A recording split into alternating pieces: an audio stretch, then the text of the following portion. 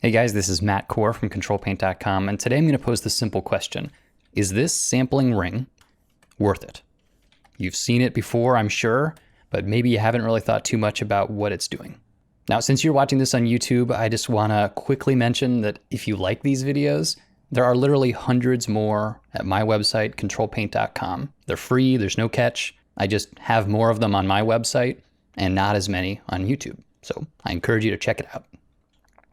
Now this sampling ring is the default setting. Whenever you have the brush tool active, like I do here, if I hold down Alt and I switch my tool temporarily to the eyedropper, what you see is a gray ring and then a top half and a bottom half, each of which have their own color.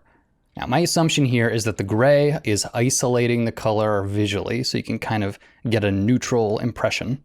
The better question then is, what are those two colors and are they useful? Now you notice if you hold and drag, the top color, which is what you're about to switch to, will change in real time. So it's almost like a magnifying glass for kind of selecting the correct color.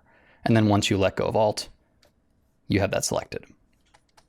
So the two colors are the previous color on the bottom and the soon to be new color on the top. My question to you is, are these two colors ever useful to compare to one another? Let's say what I wanted to do was to paint a slightly brighter color on this tabletop, like I accidentally made it a little too dim. What I would do in my workflow is to select the current color, and then I would open the color picker. And right now here you can see this bottom half is the current color, and now I can freely make changes. So what I've done here is I've selected some part of my image, and now I'm selecting a new color that is not on my image. And that's the important part. I want to add a lighter value to this tabletop that is nowhere in my image. And I can compare the two, new versus current, and I can say, yeah, that's about as much lighter as I want it. So I say, okay, and then I paint it down. How would this sampling ring help me get this new color? Because when we're painting, that's what we're doing, is we're comparing the color that's already on the canvas to the next color we want to paint. What it's comparing is, I'll select this tabletop color, and then I'll select this orange color, and it compares those two to each other. The last color I sampled, and then the current color I'm sampling. When you paint, you never actually care about that. I can't think of a single scenario when I would care sampling between one color on my canvas versus another color that's also on my canvas. No, I'm almost always wanting to paint down a new color.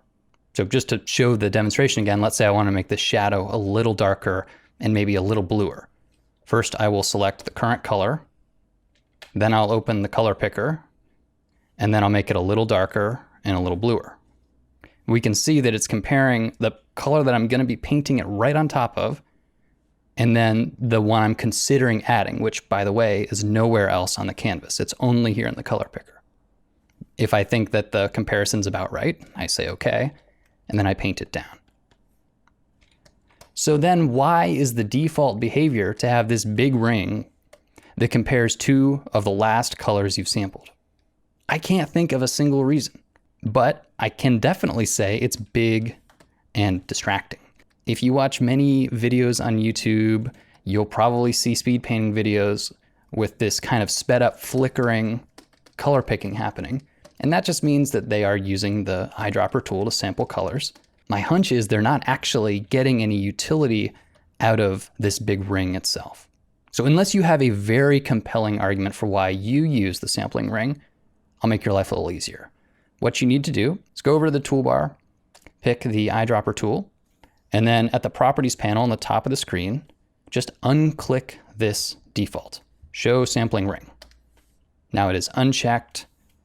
I go back to the brush tool, and now I can sample to my heart's delight, and nothing pops up on screen. No clutter, no distraction, no sampling ring. Now, I suppose this is a bold statement, and if you strongly disagree, I'd love to hear about it in the comments. But my guess is you just haven't thought too much about it because it's the default. So hopefully this has given you just one more thing to get out of the way and just to focus on your painting. Have fun. Thanks for coming to the site.